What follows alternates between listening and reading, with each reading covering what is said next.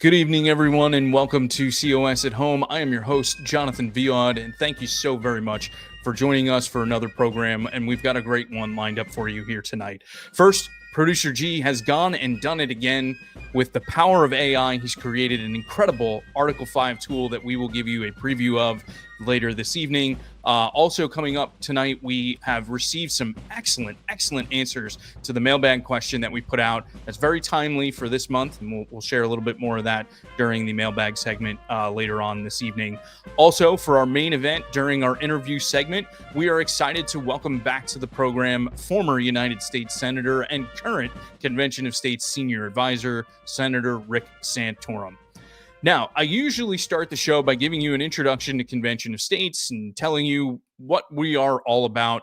However, after talking with Producer G, we thought it would be better for you to hear from our activists about that information. They do such an amazing job during our COS Voices segment of the program. And so tonight, we thought we would give you an opportunity to hear directly from them as they tell you a little bit more about Convention of States. And we have a great clip from Matthew May, who is one of our amazing activists in Massachusetts and also a member of our national staff. So take it away, Matthew. The Convention of States. Hi, this is Matthew May. I'm from Massachusetts. Are you angry about the constant overreach of the federal government, no matter which party's in power? Want to bring about a revolution without firing a shot? The answer is Convention of States. The framers of the Constitution knew that power corrupts and that Congress and the federal government might become oppressive and tyrannical. They unanimously added a clause to Article 5 of the Constitution, enabling us, through our state legislatures, to bypass Congress and propose amendments to the Constitution. When 34 state legislatures pass our limited purpose Article 5 resolution, Congress has no choice. We've got 19, and you can help us get to 34. The Constitution gives us the power to limit federal power. Let's use it. Sign the petition at conventionofstates.com and join the grassroots movement in the greatest nonpartisan, nonviolent power play of our time. Boom. I feel like Matthew should have just dropped the microphone right there. No, that was perfect. Couldn't have said it any better myself. I guess there'd just be one thing that I would add to what Matthew was saying, and that would be telling you a little bit more about our mission, because we are more than a convention. Our mission statement is to build the largest engaged army of self-governing grassroots activists in American history, or the way I typically put it, to reestablish a culture of self-governance. The founders built a system of governance that was dependent on an active and educated citizenry, but unfortunately, we Americans have allowed the comfort and distractions of everyday life to prevent us from doing our duty. Convention of States is focused on changing that and reigniting the fire of liberty inside every American citizen, and we hope that you will join us. All right, now it's time for 5 for 5.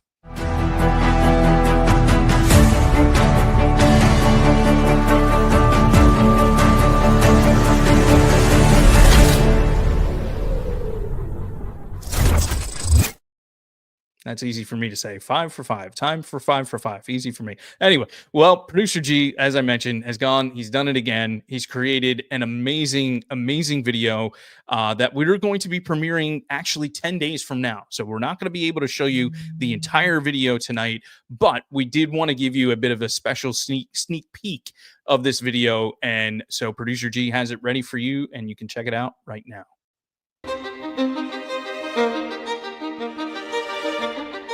If, in the opinion of the people, the distribution or modification of the constitutional powers be in any particular wrong, let it be corrected by an amendment in the way which the Constitution designates. The ultimate arbiter is the people of the Union, assembled by their deputies in convention, at the call of Congress, or of 2/3 of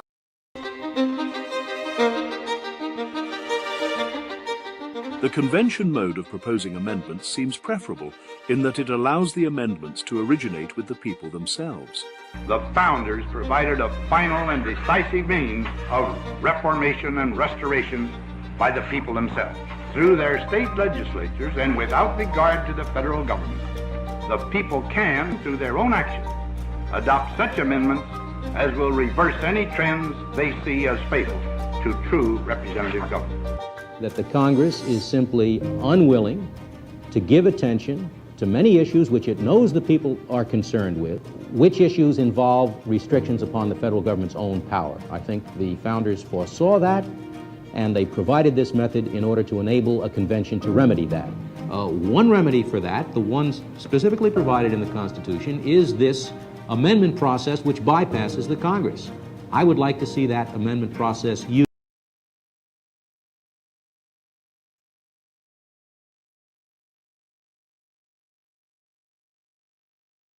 Whoa. Well, that was a sneak peek for you. And so, yeah, I hope that you enjoyed that as much as I did when producer D shared it with me earlier today. And yeah, I'll tell you the reaction I gave to him when I first saw it is that AI is both amazing and terrifying. Seeing the voice, particularly of Eisenhower there, come alive is just incredible. And I do want to point out, and in case you missed it there at the bottom, that video of Antonin Scalia, that was not AI. That was a real video that we were able to uncover a couple of years ago. So those were his own words as he was stating them, and it was recorded on video. So kind of drives me crazy when people say that Scalia was against the use of Article 5. As you could see from that video, that is not the case. And even though this is AI and it's recreating their voices and showing you their pictures talking, these are their words, right? These are written words that we've just put to the voices of these American heroes. And so this notion that Article 5 is dangerous or that it should not be trusted is just ridiculous. And these American heroes demonstrate that they believed in this process and they felt strongly about it. And it's just another reminder that we cannot shirk our duty over fear. We need to be engaged in this process. We need to use Article 5 as our founders intended. And so I'm looking forward to seeing that full video when it premieres 10 days from now. Be sure to check out our social media accounts for more information on that. All right, let's go ahead and turn things over to Jake Fay with COS Now. Coming up, the Wolverine State nets a big win for the Article 5 movement. Plus, nationally known personalities continue to call attention to the grassroots. All that and more in this edition of COS Now. What do we want? When do we want it? Now! Convention of States North Carolina just recently crossed the 100,000 signature mark. And now, COS Michigan has become the 7th state to achieve that milestone. Congratulations to the Michigan team on all their hard work as they continue to educate their fellow citizens and build momentum in the Wolverine states. Meanwhile, COS blitzed the Iowa State Fair, amassing a grand total of 4,376 petitions signed. That's the second most signatures for a single event in our organization's history. Governor Kim Reynolds and multiple state lawmakers even stopped by the booth. COS Iowa now holds the top 5 spots for most successful petition drives ever in COS history. For our media roundup, the great one, Mark Levin, started off his radio show sharing the critical need for an Article 5 convention. The national debt has exceeded $37.224 trillion today. But when you include these so-called entitlement obligations, you know what our debt is, Mr. Producer? Over $300 trillion. And so, Mark, you ask, what do we do about it? You supported President Trump's big, beautiful bill. We know what we have to do about it. We have to have a convention of states that puts in place limitations on spending. Congress is not going to do it. Congress can't do it. I don't care if they beat their chests, pat themselves on the head, shut down the government. The only way to fix this is convention of states. Fellow COS endorser Rick Green of Patriot Academy took a question about COS on his broadcast, The Tavern. Our faith is not in the people that get elected. Our faith is in God and in a system that does the best possible kind of boxing in of human nature as you can do. It's the Jeremiah 17:9, the heart is evil, no man can know it. It's why we have a separation of powers. It's why we make sure that we are constantly doing checks and balances. And that's what a convention of states is. It is a check and balance on the federal government. So to not use it is to have too much faith in the federal representatives. It's literally to leave the power with the federal government that they were never intended to have and that they stole from us in the first place. Letters to your local publications continue to be a great way to get word out about Article 5 and COS. Here's several examples from Iowa and Colorado. And here's a montage of some of my favorite snapshots recently sent in from COS activists from Oklahoma, Pennsylvania, Iowa, Ohio, and Maine. Will Congress term limit themselves? To answer that question, I leave you with this fun video from the COS intern team who hit the streets during a trip to DC. Do you think that the government, the federal government specifically, has in any way overstepped their boundaries that were given to them in the Constitution? Absolutely. This is what they do, and that's it. There are people that are just power hungry, and that they're dealing with the public's money, and they don't. They think it's their own money. What do you think could be a possible way to combat that? They shouldn't let them stay in office as long as they do, some of them. Say term limits for the House of Representatives and the Senate. Term limits would be one thing that would probably solve a lot of things. Do you think Congress will ever propose an amendment that limits theirself on that? No. No, absolutely not. How do we go about getting term limits? The states will meet and propose amendments that, if they are passed through that convention, can be ratified. Do you think that would make a possibly better way to rein in the federal government by giving power back to the states? Yeah, definitely. Yeah, definitely. No, 100%. I mean, we'd have to run a nationwide campaign. You can get enough traction with the state if you get enough people behind it, and if enough states get together, then it kind of just like snowballs. But you guys that are coming in, you young ones, y'all need to start thinking out the box. Start limiting these people that have been in there 30, 40 years. This is Jake Fay, COS staff writer, signing off from another edition of COS Now. Make sure to like this video and subscribe for future episodes.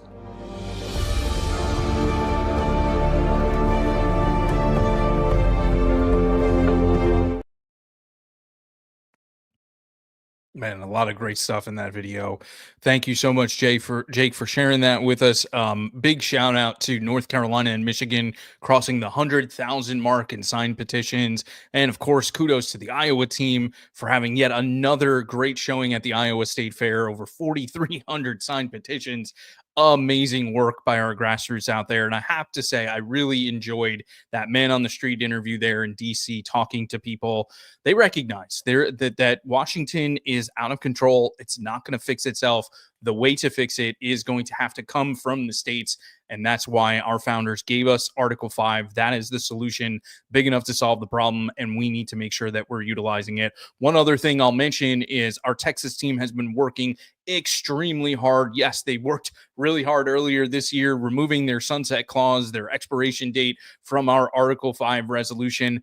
But they were back at it during a special session in Texas, working to rid Texas of a procedure or process called taxpayer-funded lobbying, where local governments will take tax dollars and pay lobby organizations and lobbyists to go to Austin and lobby for legislation against the will of the voters. And so they have been working really hard. We were able to get the bill that we wanted to see passed through the Senate. Unfortunately, it stalled in the House, and it seems like it's not going to get across the finish line. Hopefully, there's still a little bit of time left during the second special session. Perhaps we may even see a third special session where this could get done. But the Texas team and our supporters in Texas have sent over 6,000 emails and made about a couple of hundred phone calls as well to key legislators in the House, Governor Abbott, many others. The Texas team has just been doing an excellent job showing up at the Capitol, talking with people, doing everything they can. We also appreciate our help from our friends there at Texas Public Policy Foundation. But I wanted to give them a shout out for their hard work there. And there's so many that we could talk about, activists across the nation that have been doing amazing work. But I love taking a minute to watch COS Now and hear from them and highlight some of those stories. So thank you again so much, Jake. Okay, and now we have the great pleasure of welcoming back to the program the Convention of States Senior Advisor, former United States Senator Rick Santorum. Senator Santorum, how are you doing this evening? I am doing great, Jonathan. How are you? I'm doing great, sir. So glad to have you back on the program. And, while we certainly want to hear about your experiences from traveling across the country on behalf of Convention of States, I first want to give our audience the opportunity to hear your opinions about the state of our country. I think our national staff is blessed to have you provide us with your political insight during our weekly staff call. And I think our viewers would also appreciate hearing some of the same. So, we are now about 7.5 months into the second Trump administration. Although it's only been 7 months, there have been some major events that have taken place, from trade wars and tariffs, airstrikes on Iran nuclear sites, peace negotiations, a big beautiful bill, reforming the Kennedy Center and Smithsonian, National Guard law enforcement, executive orders, tigers and bears. Oh my, so many different things going on, and I'm sure I missed a lot. What is your overall job assessment of the administration to this point?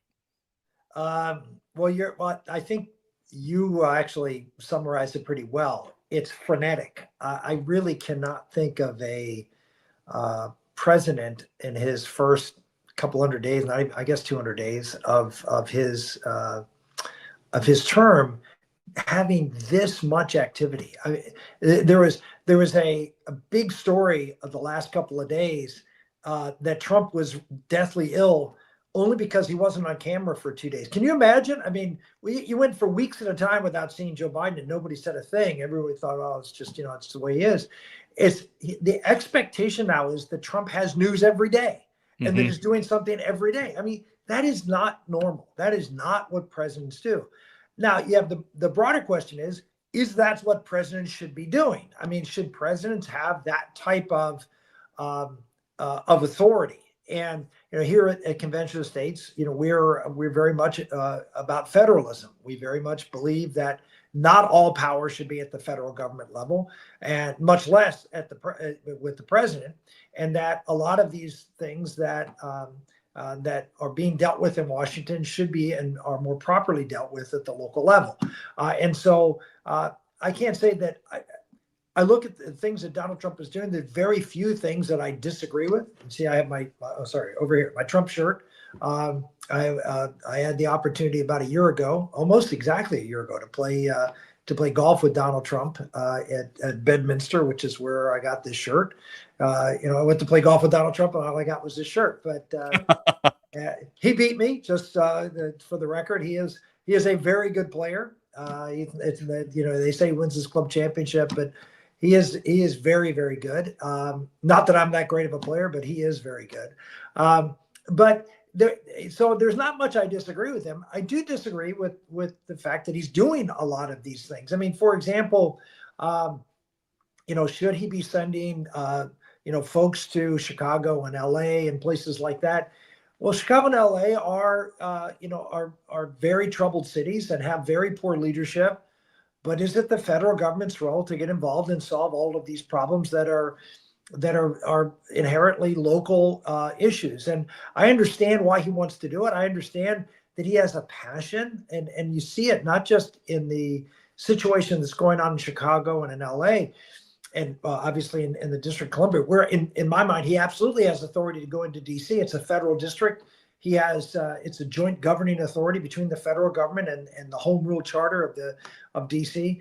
But to go into these other states, I question whether, number one, it's wise. I can understand he wants to do it. I understand, for example, how he's passionate about both Israel and in Ukraine, or I should say Gaza and Ukraine, about saving lives. And you can see this really does motivate him. The question is motivation reason enough to do these things? And I think in some cases the answer is no. That there are limits on federal power, there are limits on presidential power, and I think what we're going to see is the court system with all of these things that he's doing, many of which, I wouldn't say many, but some of which are going to be problematic. Does the president have the power to uniformly enact trade deals? I mean, if you look at the Constitution is pretty clear that power is given to the Congress, not to the president. The president can negotiate deals, but he has to submit them to Congress. I was in the Congress for 16 years. I voted on a lot of trade deals. Why? Because the president, anytime he did a deal, he couldn't just uniformly say, well, we're going to do this deal and exclude the Congress. Congress had to vote on them. He's not submitting them to the Congress to vote on them. He's using a power that was given, that he says was given to him over 50 years ago.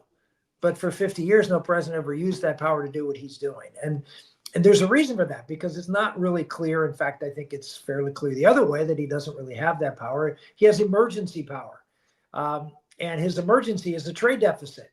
Okay, so let's take it that if he would have gone forth and said, well, we're going to look at China and India and, a handful of other, Mexico, and say, these are the highest trade deficits. They're causing economic turmoil in the country, and I'm going to go after them.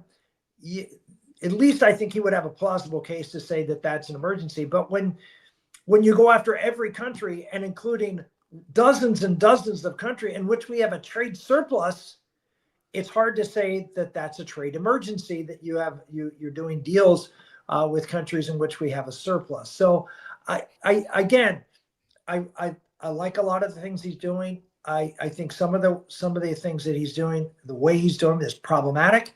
But again, this is the beauty of our system, and this is something that we as conservatives should respect, which is checks and balances.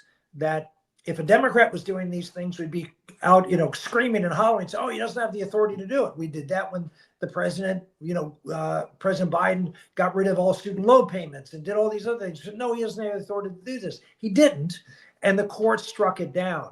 And I think that's what you're going to see in a lot of these things. The court's going to strike him down, or certainly curb the president's authority. And candidly, I think that's a good thing. As much as I might like some of the policies, I don't like being ruled by a king. I don't like having somebody getting up there every day and saying, well, I'm going to do this and I'm going to do that. So a lot of the freneticism, I get it. And I know a lot of people out there support what the president does, in some cases, no matter what he does. But I think we as conservatives and folks who are fighting for a proper understanding of constitutional authority and what the right of the roles of the federal government is, what the role of the state government is, what the role of the local government is, we have to be consistent. We can't say, well, I like these policies, therefore it's okay for the federal government to mandate them or to do them irrespective of what the state and locality wants. But it's not okay if a Democrat or a leftist does it. That's not principled conservatism. That's not principled constitutional, a principled understanding of the Constitution. And so I think you're going to see that play out. I'm hopeful that we'll get that balance back, and that the court will do its job in the checks and balances that it's been designed to do. I think you make such a great point about the executive actions. And, I've had conversations with family members about, some of the things that the Trump administration has done. And I say to myself, well, of course it's good that he's done some of these things. But I remember back to when Ted Cruz was running for president alongside you back in 2016, he had a phrase where he would say, anything done by executive order can be undone by executive order. And then was talking about President Obama. And now, obviously, it seems like that's been put on steroids, not just by President Trump, but President Biden as well. And I'm wondering, is it because Congress has a role here, and are they not acting quickly enough, or are they not acting in a way that whoever the chief executive is feels that they need to do these things because they know going through the congressional process is not going to get things done? And I was going to ask you your overall assessment on Congress so far during these first 7 months. So I think this kind of fits in with that. So do you think that Congress needs to do more, or is it operating the way it should? And what would you say your assessment is so far of them over the last 7 months? If you look historically, Congress is not out there doing radical things. It is really, if you think about it, as much as we've seen the dramatic expansion of government, it occurred just in 2 or 3 times in our country's history. It occurred during the New Deal, during FDR. Prior to the New Deal, the federal government was a pretty weak and feckless government. I mean, there wasn't really much, didn't really do much. In fact, Herbert Hoover was not elected in 1932 because of his inability to deal with the recession. Why? Because it's really not the federal government's role to do that under our Constitution. It's not supposed to be able to come in and do major big projects and do all these things that that again was not in the in the jurisdiction of the Congress or the president, and so the public was frustrated because we had a very deep recession, and it wasn't until the people of the United States gave the Democrats a supermajority in the House and Senate, where they had enough votes in the United States Senate to override any kind of limitation, any kind of what's called a filibuster to block bills from passing the United States Senate. And I always remind people, I mean, this is maybe a little bit more of a history lesson than maybe people would like to hear, but prior to 1912, before the 17th Amendment was passed, in order to pass the bill in the United States Senate, you had to get a vote, obviously. In order to get a vote in the United States Senate, up until 1917, every senator had to agree to vote before you could vote in the United States Senate. Can you imagine if every senator now had to agree to vote before? But that's why, if you look at it, the federal government was really small. Why? Because it was almost impossible to pass anything. And the states wanted it that way. Prior to 1912, with the 17th Amendment, senators were elected by the state legislatures. In many cases, not even elected by district. They were just elected as a slate statewide. Because there wasn't the one man, one vote requirement. So there weren't even legislative districts in many states. So it was a very different America. But it was an America that was based on the idea that we solve our problems locally. And that we solve, if we can't solve them locally in our family first, or with our church, or with a community, or with a local government, a city government, or a county government, then we may have to appeal to the state to do something. But certainly it wasn't in the mind of most Americans to consider the federal government to be a help. And it was only during, really horrible times, whether it was the Civil War, or whether we went through an era where the federal government was fairly active to bust trusts. There were these trusts, the monopolies that were in place in the business world. It was only when there was great abuse of our economy did the federal government even step in there. And it was, some would say, not particularly that powerful at the time. But the point was that the government only responded in Washington when there was some horrible calamity that was attacking the United States, if you will. And that's what happened during the Great Depression. But in the Great Depression, because the rules had changed in 1917, which allowed a supermajority, not just one senator, but not that all senators, in other words, before 1917, all senators had to agree to vote. After 1917, it was 75% had to agree to vote, and then there could be a vote. Well, in 1936, there was close to almost 80% of the, not 75%, 2/3, 67%. Almost 70% of the United States House and Senate were controlled by the Democrats. And so they could do whatever they wanted, and they did. And that was a huge expansion of the federal government. And then the second big expansion came 30 years later in 1966 with the New Deal. And if you look at all of the programs that are in the federal government that are driving the deficit, that are driving the huge expansion of the federal government, they almost all occurred in those two periods of time in American history. It was Social Security, it was Medicare, it was Medicaid, it was food stamp programs, it was housing programs. All of that occurred in either the 1930s or the 1960s when there was this supermajority. So what does that mean? That means that Congress isn't really there to do a lot of big things. It only can do big things if the people give them a mandate. And Donald Trump comes up and says, I have a mandate because 52% of the people voted for me. Well, you don't have a mandate unless you have 2/3 of the, 61% of the Senate and a majority in the House. That's a mandate. Because then if all Republicans vote with the president, he can pass pretty much whatever he wants to pass. But the Republicans, interestingly enough, in this entire time since 1917, have never had a majority in the Senate that can override a filibuster. Wow. And the Democrats have only had it 3 times. In the New Deal, Great Society in the 60s, and Obamacare. And they only had it for a few months, and they were only able to pass Obamacare and not much else. Because Ted Kennedy died and they lost that seat in Massachusetts, and that was the end of that. So it just gives you an idea when people get frustrated. I know there are people out there saying, oh, Congress needs to do this and Congress needs to do that.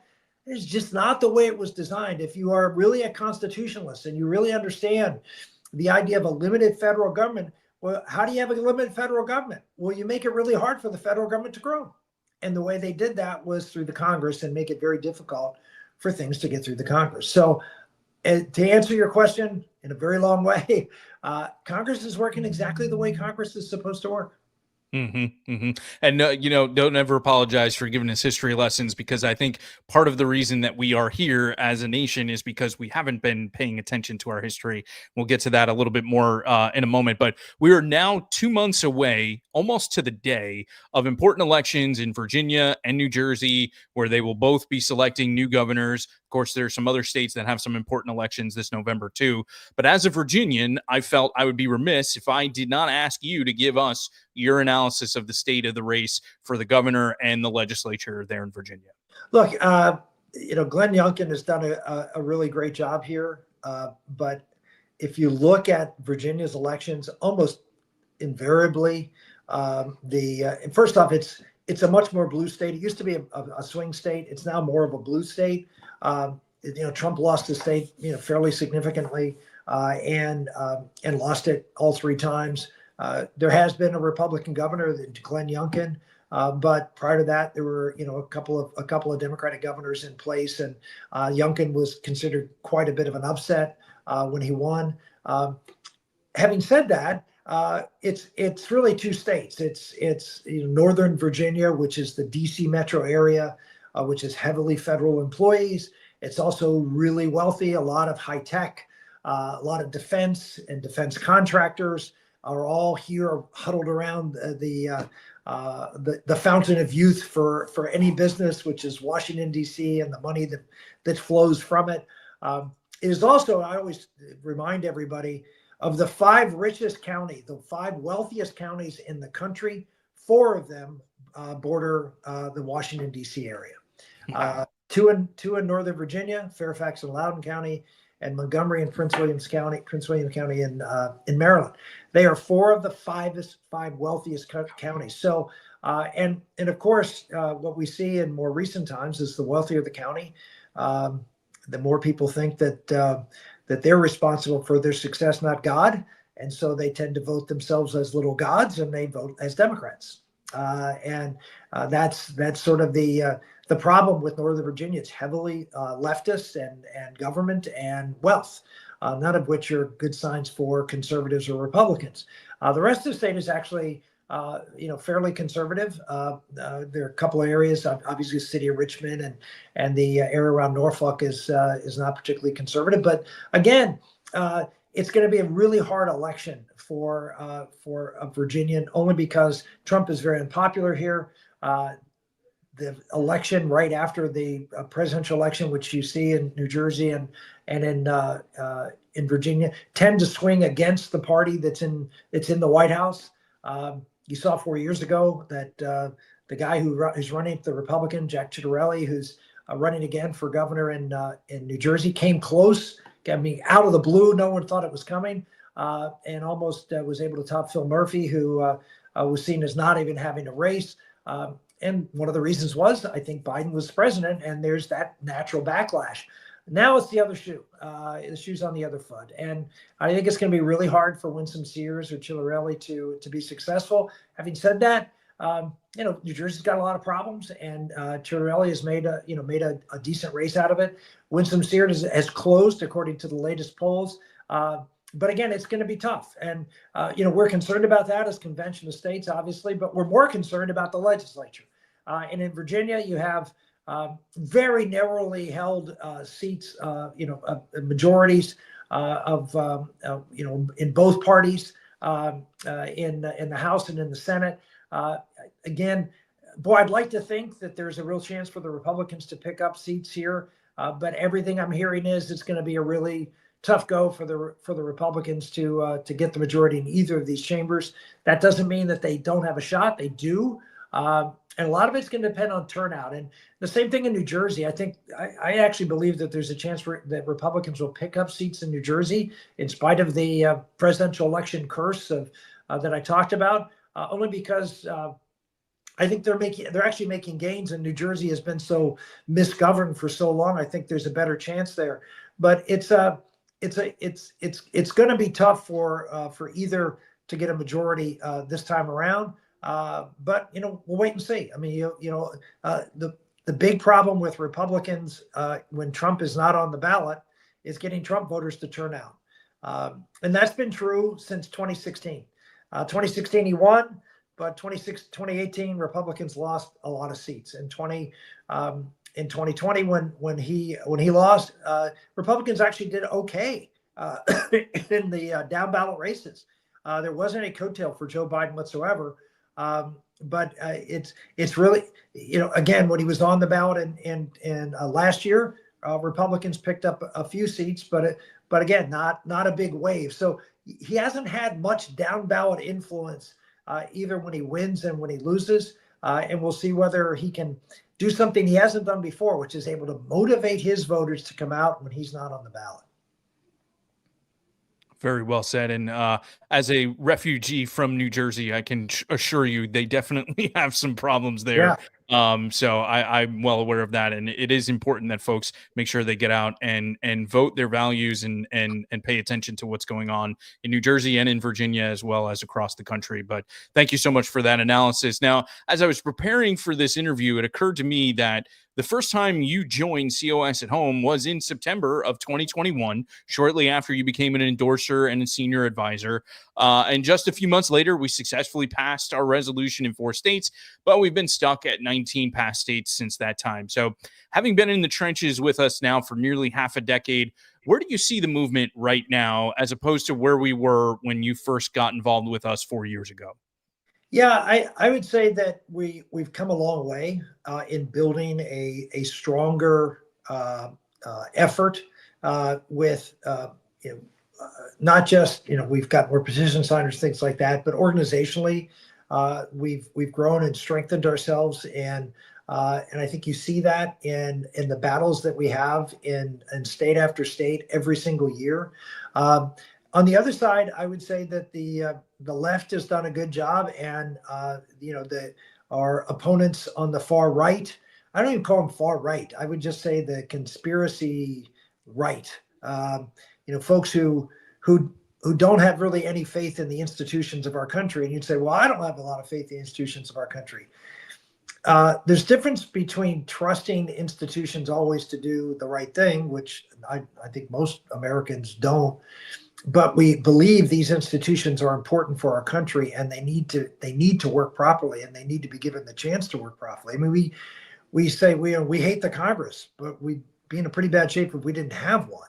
We don't like the president, but we need a president, and we don't like the courts, but we need the courts.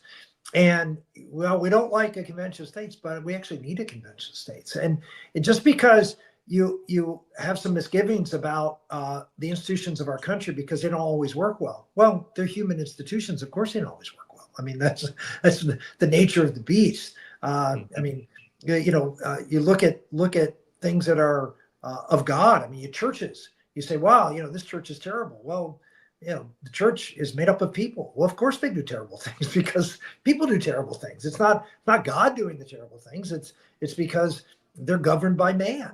And so the idea that we're going to abandon things that are constitutionally laid out for us because of, well, we don't trust the people to do a good job if they were elected to do it. Well, then let's abolish Congress and let's abolish the courts. And that would be, people would look, when I say that, people say, oh, that's ridiculous.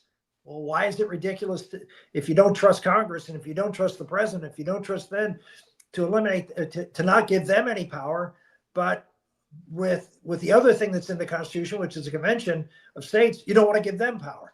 This is the illogical argument. The problem is those are arguments in a time when our country is being, and this is the post-COVID environment. I think COVID has made our job a lot harder because COVID dramatically reduced people's faith in institutions in America. And since convention of states is another constitutionally prescribed institution, one that we haven't used yet, but it's certainly constitutional and certainly an institution that would operate to produce a certain result. I think people are just saying, well, we don't trust any of them. We don't trust, we don't believe in any of these things are working properly. And the reality is that sentiment has in some degree taken over, parts of the conservative movement because Tony Fauci and then Biden, abused the institutions of our country to weaponize it against many of us, including myself. Then we're going to wash our hands of any of this, and we can't trust anybody to do anything unless let's do nothing. Well, that's a prescription for failure. But I think that's if I was going to sum up, the biggest reason we've had trouble is because there's much more the people on the right are much more tuned into, well, we can't trust fill in the blanks. And when you're trying something particularly new that's never been done, even though it's in the Constitution, that just creates a barrier that's hard to get over for us, and we found that to be the case in state after state after state. I think the farther we get away from COVID, and I think hopefully we see trust being built back by Trump, and to some degree the Congress, who I think is they're doing everything they can do. I mean, Mike Johnson's passing bills out of the House, and he's passing a lot of good legislation. You say, well, it can't pass the Senate. Well, we don't have 60 votes in the Senate, so there's not a lot of things are going to pass. And by the way, that's not new. That's been happening for over 100 years. That's been the case. And people say, well, but the people want it. Yeah, I mean, folks, we aren't a democracy. I mean, we aren't. Well, let's take a poll. Whatever the people want, we'll do. That's not how our country works. And thank God it doesn't work that way. The only country I know that was a republic that worked as a pure democracy was France, in post-revolutionary France, and that was mob rule, and that was they were mass killings and guillotines and reprisals, and because the people were swayed one side to the other and the other, and there's no way to run a country. It's one of the reasons I'm very much against the whole initiative and referendum process in a lot of states. It's not the way you should run a state. You should run it. Our founders were wise in separating the decisions from the public, the direct impact of the public. That's why I hear people come out and say, well, Trump promised to do this and he has a mandate and he should be able to do whatever he wants to do. No, I'm sorry. No, that's just not the way it works. That's not, that's not, if the mandate requires an actual mandate in Congress and he doesn't have it. And therefore, it's one of those things where we can't be out and being advocates of a convention of states and then say, well, we don't trust institutions, or we want to give all this power to one group, to one man to do things, when in essence what we're saying is the problem is too much power is being concentrated in Washington. We need to take that power away from Washington. That's what's getting into it's got us in the mess we are right now, where we're printing money like crazy, and I think you're starting to see the consequences of all that. So anyway, I don't want to get into issues, but that's sort of my assessment of why we've hit a speed bump. But I think this too shall pass, and I think we're getting more support here in Washington from people who now realize that we've got a problem here, and hopefully we can get some more and more support here that can help us around the country. That's well said. And, I'm sensing a bit of a theme here in the answers and the conversation that we're having right now. It's that we need to be paying closer attention to our history and learning from it and studying it and having a better appreciation for things like the Constitution, like Article 5, and understanding how it has played out across American history and understanding it better. And that's a great segue to my next question for you. And, September is a very important month in American history, primarily because it's the month in which I was born. Oh, well, sorry, Constitution month. Yeah, okay. Only kidding. The important day on the calendar for our country is actually September 17th, as we celebrate the adoption of our Constitution. So last month, Senator, my daughter started kindergarten kindergarten at a classical school in our area. And one of the reasons we chose this school is because of the reverence the school and the administrators and the curriculum has for our country, its history, the founding documents, and they start laying that foundation for the appreciation of our history with students in kindergarten.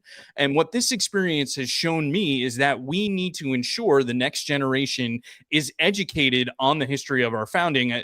As Abraham Lincoln observed, the philosophy of the schoolroom in one generation will be the philosophy of the government in the next. So as Constitution Day approaches, what advice would you have for our activists on what actions they can take to bring education of the Constitution back to classrooms?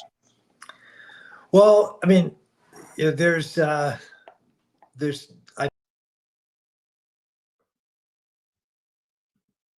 is to get their kids out of the classroom, is to get them out of the public schools by and large. I mean, there may be some public schools that actually teach the values and the truth, the historical truths of our country.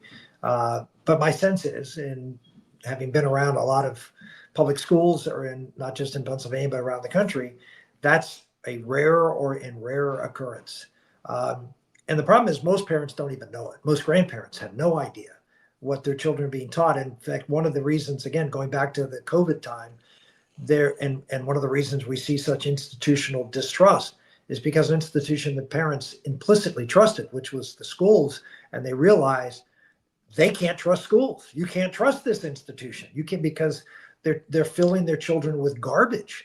And if what I just talked to you about the constitutional role of Congress and the president and how our government had functioned over the past couple hundred years and how hard it is to get things done, if any of that is news to you, then that's a problem, right?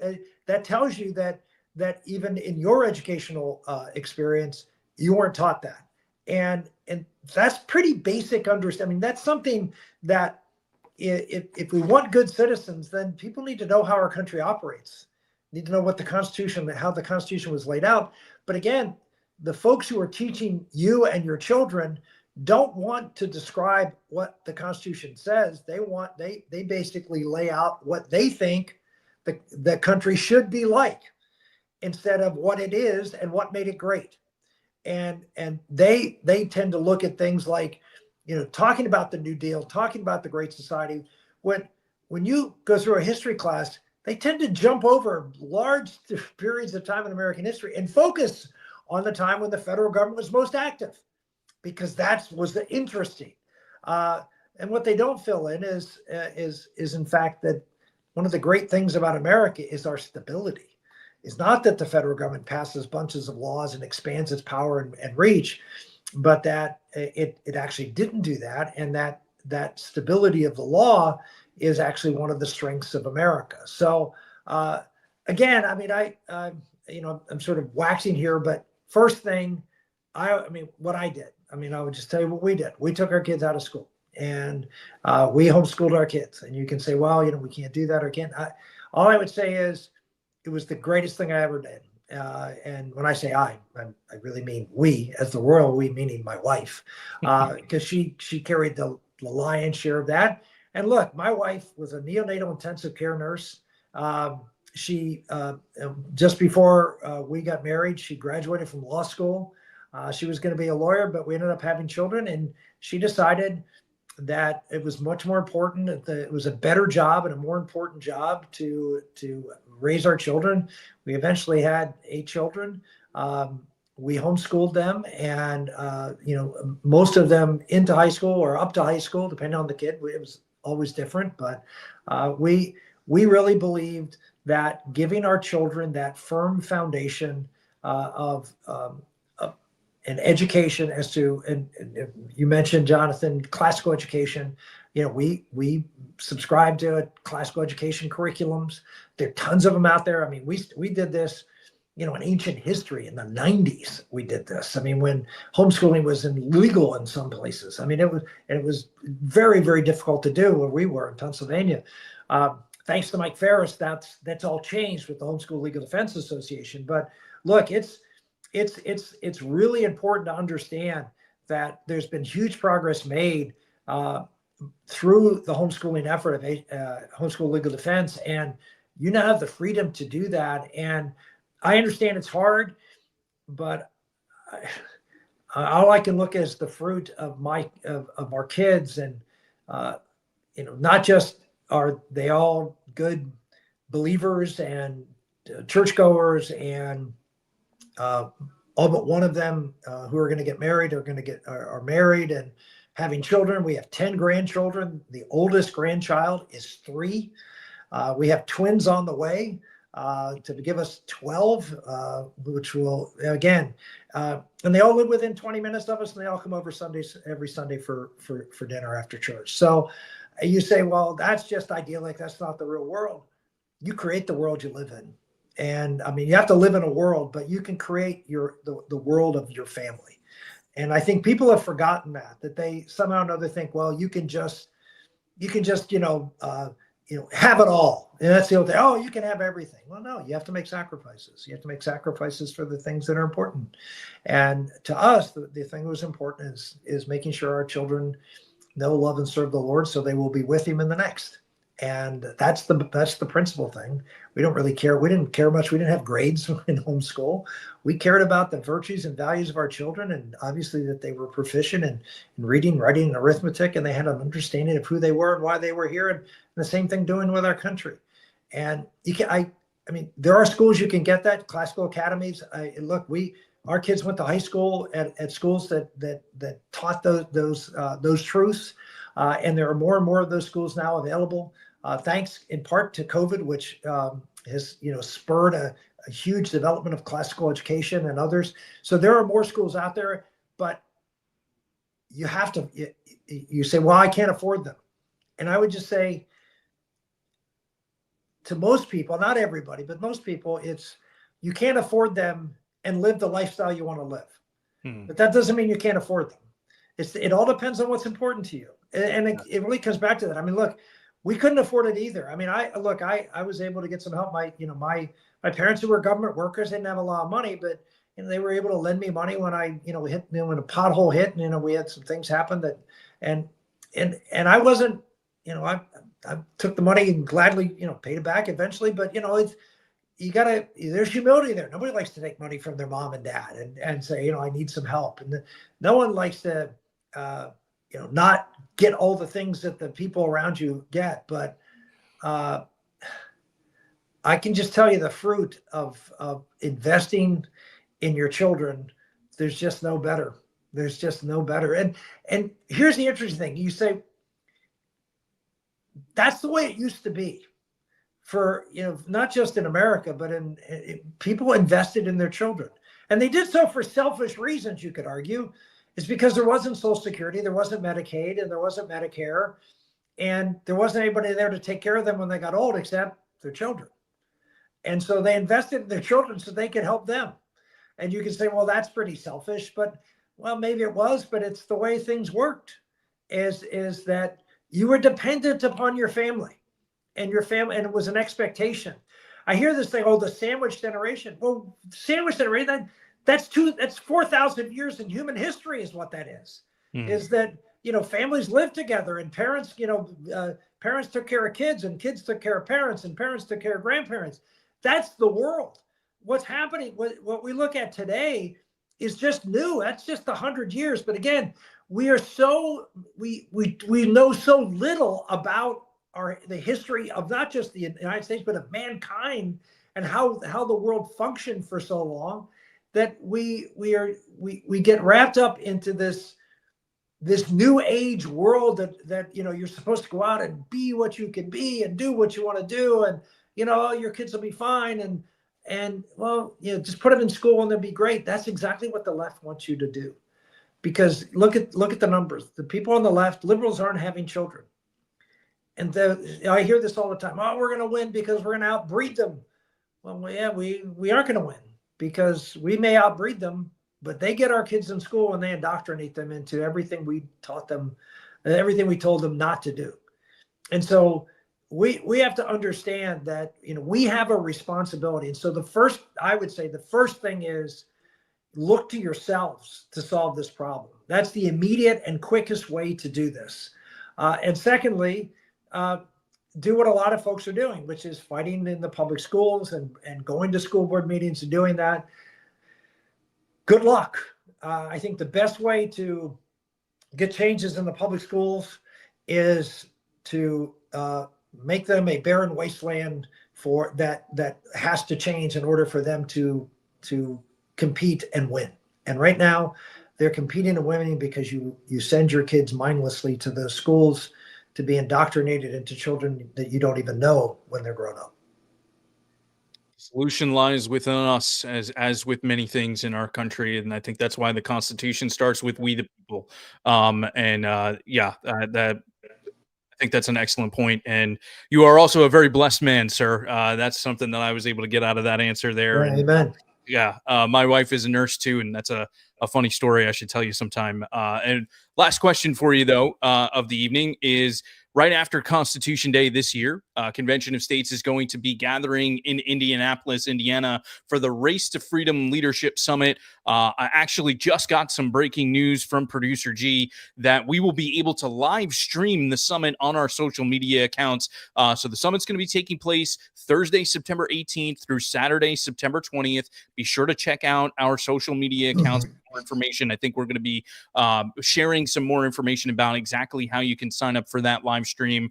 But Senator Santorum, I wanted to ask you, for those who are attending and even those who may be able to watch from home, what can they expect from this summit? Well, first up, one of the things that I think is really important is just to come together with people who share your values, who are working in their own state to accomplish what we're trying to accomplish nationwide. The interaction with people from within your own state who are there, but also learning from the relationships you build with people in the movement from other places is just, there's nothing like it. And you look, particularly for many of you who are out there in states that are, well, let's just say not on the next list of likely to pass COS, you can feel like you're out there in an oasis, by yourselves, and there's just no travelers coming by and no sustenance that you're getting from relationships from other people. So I think it's really good to hear from other folks how they went through their process and to be encouraged. I always said when I was running for office, and I would go and talk to people in a county that I knew, like Philadelphia, that I knew I was going to get creamed. And I said, I know you're going to go out there and you're going to fight hard and you're not going to win. We don't expect to win in Philadelphia, but you have folks who are on the offense, who are out there attacking to win ground, and you have folks who are there just playing defense and to making sure that the line holds against the assault from the other side. And so everybody has their role to play, and that's the case here. And so understand sort of for you to go to this summit and understand the bigger picture of what's going on with the movement, how the dynamism that we see, to get encouraged by great speakers, to meet people that are leaders in the movement and leaders in the country and in the media. All of that I think, will fill up your gas tank and help you get ready for the fight ahead in your state, no matter whether it's a state where we're going to pass something, whether it's a state we've already passed and we're trying to hold off things, maybe bad things from happening, because there's always efforts to try to repeal some of the things that we've, some of the Convention of States resolution that's passed in 19 states. So making you aware of that, making you aware of, just the information you can learn from the speakers as to how to deal with some of these problems. But I think most of all, just the camaraderie that you're going to build by being together. I mean, a lot of the stuff you can get by watching webinars or reading, things about the movement. There's nothing better than actually being there and having that camaraderie to make things better. We're going to have a lot of fun, and I'm looking forward to seeing you there, sir, as well as many of our activists from across the country. And I will say, sir, you may have only just walked away from that event there with President Trump with just the shirt, but I have to say it's a nice shirt, so I appreciate it. Senator Santorum, thank you so much for being with us tonight, sir. All right, take care. God bless. God bless.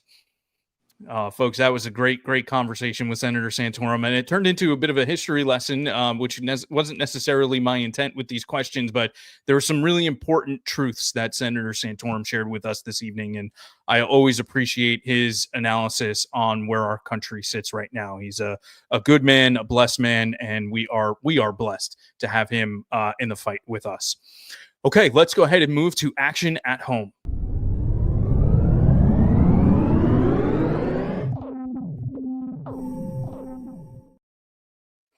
So tonight's action at home is actually 5 for 5.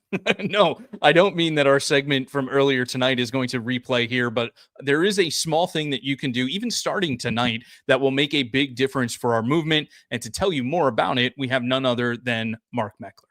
Week is I want you to get engaged and let's call it the rest of the month in what we call 5 for 5. So that's 5 for this 5 for Article 5. And what I mean by that is go out and get 5 people to sign the petition. Now, here's why it's easy. Like there were lots of people I've never even asked, well, have you signed the petition? I know they all support me. And so I went out and got my 5. And now you guys can go out and get your 5. Don't limit it to 5. Do more. Send them to conventionofstates.com, just like you did. It's not hard. Click on sign the petition and have them sign the petition.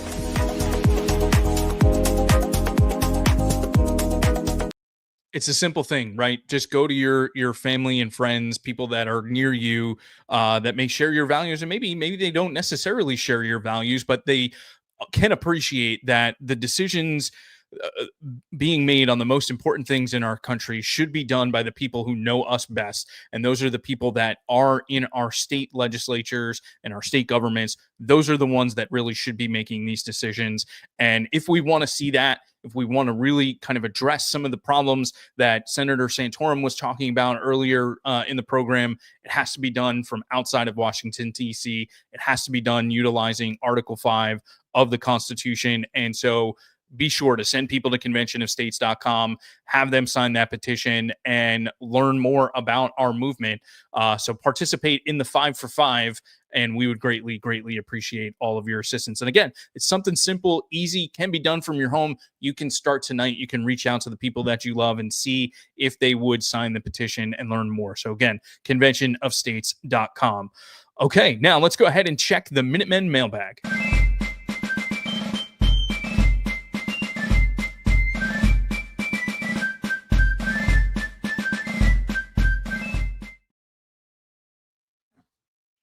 So as we mentioned on previous shows, we have implemented a different approach to the Minutemen Mailbag. Instead of you asking the question to us, we decided to bring the question to you. And as I mentioned at the top of the show, we got some incredible responses to the question that we posed for you this evening. And so the question was, what do you think is the most important clause or component of the U.S. Constitution, and why? And so some of those answers that we got one here from Sheila. The most important component of the Constitution is the preamble. It sets forth the meaning and authority of the clauses and other components of the Constitution.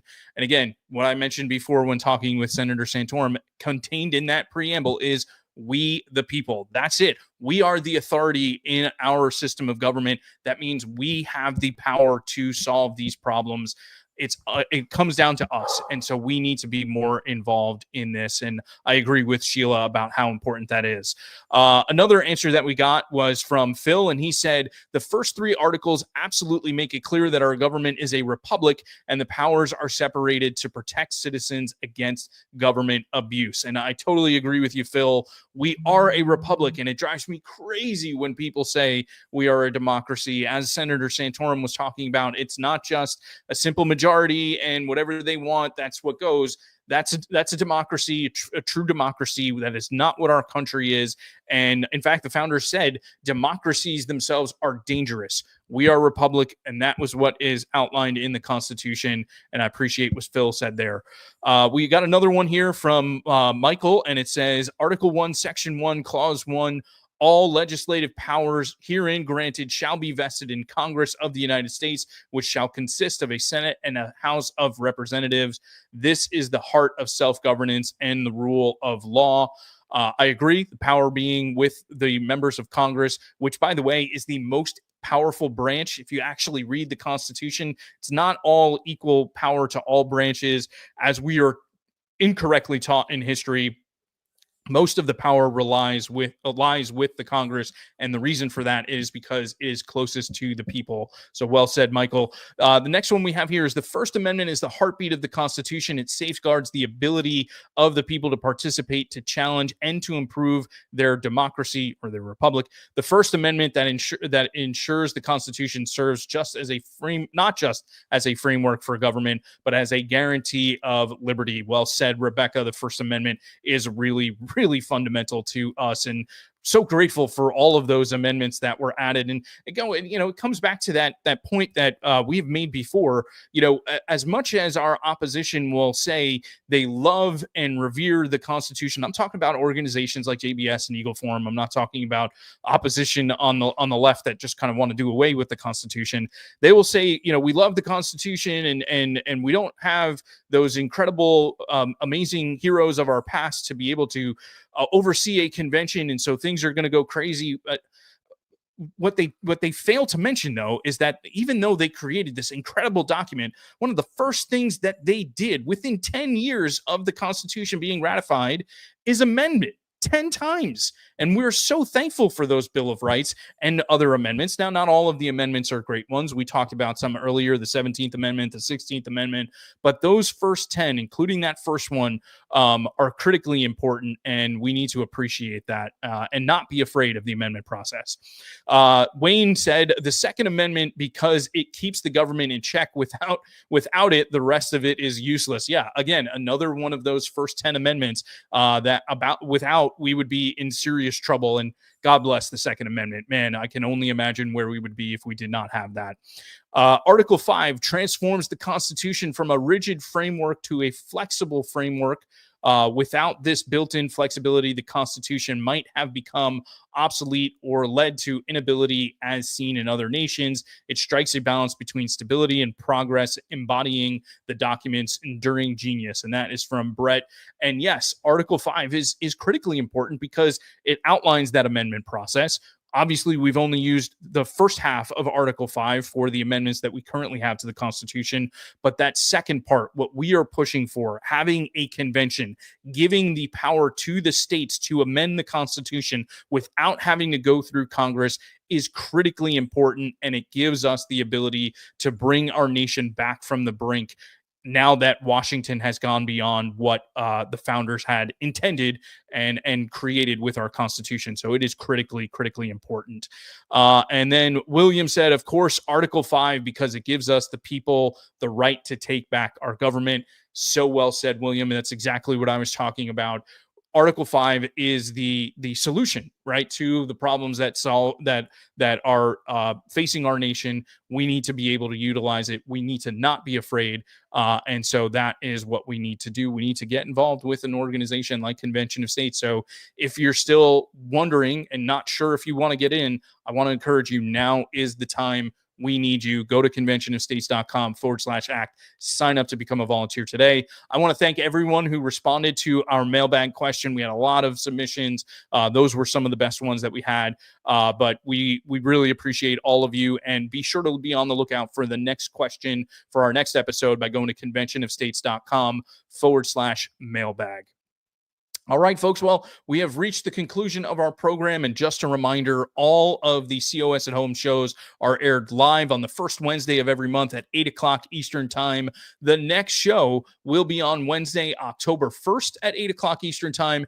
And my guest will be a great friend of Convention of States, former Texas State House Representative, the founder and president of Patriot Academy, America's Constitution coach, Rick Green. And I am really looking forward to having Rick back on the program. You saw and heard from him a little while ago when he was in COS Now answering a question on his program. Well, there is an exciting announcement that Rick and I will be discussing on the next episode of COS at Home, so you do not want to miss this. Be sure to join us October 1st at 8 o'clock Eastern time. So, ladies and gentlemen, as always, it's been a ton of fun to be with you here tonight, talking about convention of states, talking about the solution big enough to solve the problems in Article 5. I hope that you've enjoyed the show and that it was helpful to you. I want to thank again our guest, Senator Rick Santorum, for joining us tonight and giving us so much of his time. A big thanks, as always, goes to the legend Producer G for all of his hard work behind the scenes. I wouldn't be able to do this without him. But the greatest thanks of all goes to you in our Convention of States Article 5 family, our supporters, our activists, everything that you do. You support us, you make this possible. And it's important to remember that despite all of the problems, despite the fact that it seems like there are so many problems and it's almost insurmountable, we have to remember that you and I, we the people, are the solution. So thank you again. Have a wonderful evening. God bless you. And to close tonight, we've got a special treat for you. We've got a video about the upcoming Race to Freedom Leadership Summit taking place in Indianapolis. I'm looking forward to being there. And if you're going to be there, I hope to see you. Give me a hug. Looking forward to spending time with our grassroots activists and getting our batteries recharged for the fight for freedom. Have a great evening, everyone. You live in a time when it actually matters a lot what you do. Oh, say, can you see? You have the way to repair what ails the nation. By the dawn's early light. I do know that you were born at this moment for a reason. What so proudly we hailed. The commitment that this country needs of a great generation to save our land and return our country to the republic it can be again.